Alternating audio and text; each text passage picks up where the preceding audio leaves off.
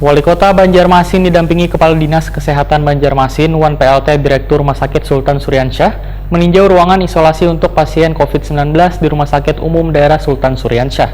Peninjauan ini dalam rangka untuk mempersiapkan menghadapi lonjakan kasus COVID-19 di Banjarmasin yang sudah dilakukan hingga 50%. Wali Kota Banjarmasin Ibnu Sina didampingi Kepala Dinas Kesehatan Banjarmasin Dr. Mahliria di SHMH, Wan PLT Direktur Rumah Sakit Sultan Suryansyah Dr. Muhammad Saukani meninjau ruangan isolasi untuk pasien COVID-19 di Rumah Sakit Umum Daerah Sultan Suryansyah Jalan Rantauan Darat Banjarmasin Selatan besokan Rabu 21 Juli 2021.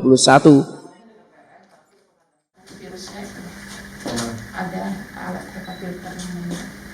Nanti kita ada filter kan? Ini sudah ada ahonya, cuma kita harus menjalankan silarnya, Pak. Ya, silar itu kalau misalnya silar. ahoy masih Ahoy bisa beli. Terapot tadi. Wali Kota Banjarmasin Ibnu Sina Wetakuni Prima TV memandahkan peninjauan ini dalam rangka untuk mempersiapkan menghadapi lonjakan kasus COVID-19 di Banjarmasin. Persiapan pun sudah dilakukan hingga 50%. Menurut Ibnu Sina, pasien COVID-19 yang dirawat di Rumah Sakit Umum Daerah Sultan Suryansyah berjumlah 43 orang. Sedangkan Rumah Sakit Sultan Suryansyah menyediakan sebanyak 50 tempat tidur. Pemerintah kota kembali menambahkan jumlah tempat tidur untuk persiapan terjadinya lonjakan COVID-19 sebanyak 50 buah yang diandak di Gedung Hanyar.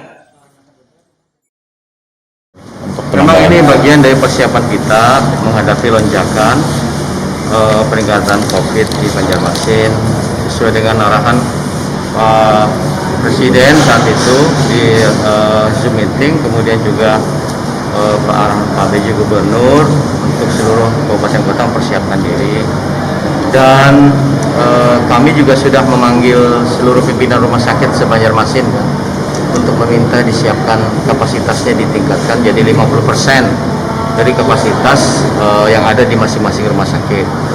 Nah, termasuk yang ada di Rumah Sakit Sultan Suryansyah Banjarmasin. Saat ini sudah tersedia